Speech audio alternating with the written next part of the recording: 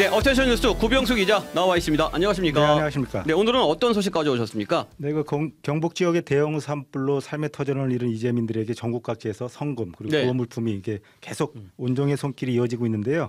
구호 물품 중에는 쓸 수 없는 물건들이 착불 배송까지 되는 일도 벌어지고 있다고 합니다. 네. 경상북도에 따르면 지난 7일 기준으로 전국에서 모인 구호 성금이 1,124억 원을 넘어섰다고 해요.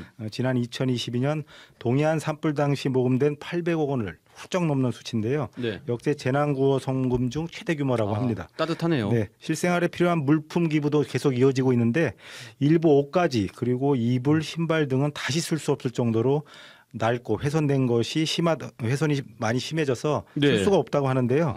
헌옷 수거함에 들어가서 폐기돼야 할 물품들이 구호품이라는 이름으로 폐기 처분된 셈이라고 합니다. 네. 심지어 일부는 착불 택배, 그러니까 받는 사람이 돈을 택배비를 내는 네. 착불 택배로 보내진 지역 주민과 보내져서 물품들이요. 네. 지역 주민과 단체 관계자들을 당혹스럽게 하고 있다고 합니다.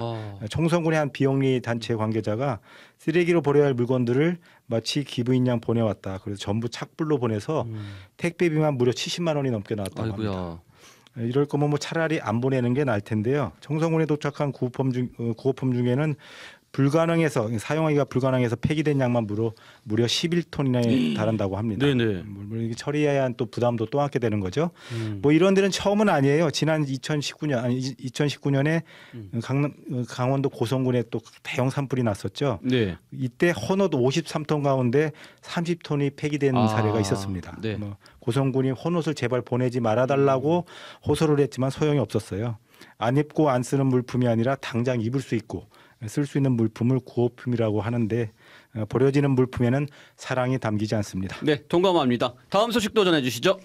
네, 윤석열 전 대통령의 파면 축하 문구를 전광판에 썼다가 별점 테러를 받은 한 치킨 프랜차이즈 지점이 사과문을 냈는데요. 네네. 최근 SNS 이용자가 한 치킨 지점이 윤석열 파면 축하 전광판을 내걸었다는 이유로 윤석열 지지자들부터 별점 테러 등 악의적인 공격을 받고 있다. 이런 내용의 글과 함께 사진을 올렸습니다. 네. 사진을 보면 가게 입구 벽면에 설치한 전광판에 피청구인 윤석열을 파면한다. 국민 여러분 감사합니다라는 문구가 적혀 있습니다. 네. 근데 윤 전 대통령의 지지자들이 별점과 후기 작성이 가능한 그러니까 영수증을 인증하지 않아도 네. 별점과 후기 작성이 가능한 리뷰 사이트에 악플을 달고 별점 테러를 한 거죠. 네.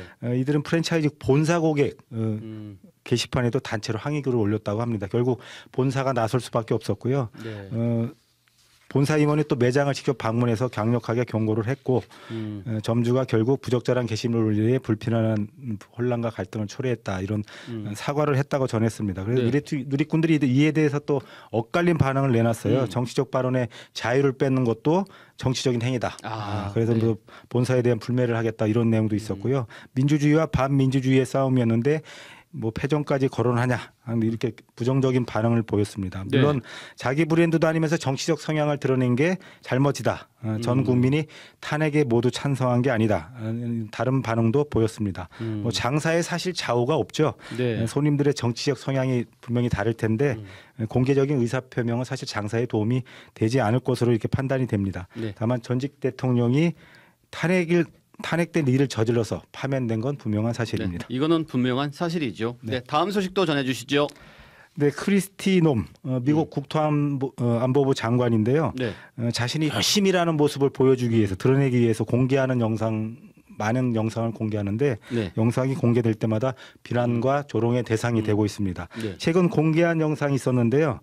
놈 장관이 이민국의 그 다른 남성 직원 2명과 2명 사이에 총을 들고 서 있는 사진이 공개가 됐어요. 네. 근데 그 놈 장관이 든 총의 총구가 이민국 직원의 머리를 향하고 있습니다. 지금 사진에 나오고 있는데 굉장히 위험해 보이네요. 네, 그렇습니다. 놈 장관의 손가락은 또 방아쇠에 가까이 있고요. 네.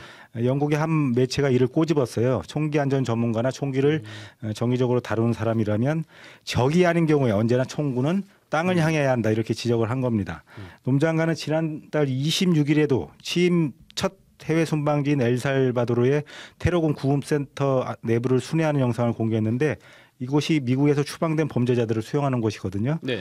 그런데 불법 입국과 불법 체류자에 대한 강경 대응 의지를 천명하기 위해서 여기를 이 자리에 섰는데 주목을 받은 것은 노 장관의 메시지가 아니라 손목시계였습니다. 그가 찬 시계가 물론 8천만 원이 넘는 고가 시계였어요. 그래서 메시지는 희석되고 소품만 부각이 됐는데요. 우리나라에서도 비슷한 일이 좀 있었죠. 지난 2010년 연평도 피격 현장이 안상수 대표가 참석을 했는데 네.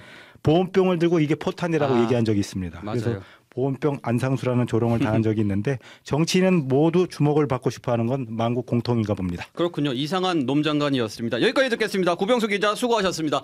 지금까지 CBS 박지환의 뉴스톡이었습니다. 노컷으로 보는 뉴스의 새로운 기준. 지금 알림과 구독 설정하시고 함께하세요.